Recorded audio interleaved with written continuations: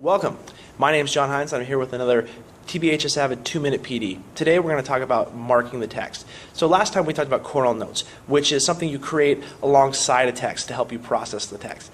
What we're going to talk about now is actually manipulating the text itself and writing and marking on the text itself. So it's not something else you create, but it is another process that you use in which to engage with the text. And the goal with marking the text is hopefully that students are better able to understand the text and then utilize the text in further things like class discussion or writing a paper or anything they would do with that information.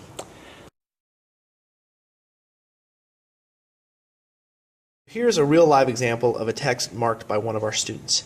The first thing we have our students do is number the paragraphs in the text. The reason we have them do this is so when we then go to a Socratic seminar or a class discussion and they reference part of the text, they can include the number and allow the other students to know where they are in the text. The second thing that we've really tried to do is try to have the students come up with a question that can guide their reading. So this title for the article is "One Bad Tweet Can Be Costly to a Student Athlete." So this student turned it into "How can one bad tweet be costly for a student athlete?" And what that will then do is, as they read, they will try to answer that question, and that will help guide their reading and help them check for understanding. If they get to the end and they can't answer that question, they need to read it again. So as we go through, we can see that this student underlined key information, things they thought were important.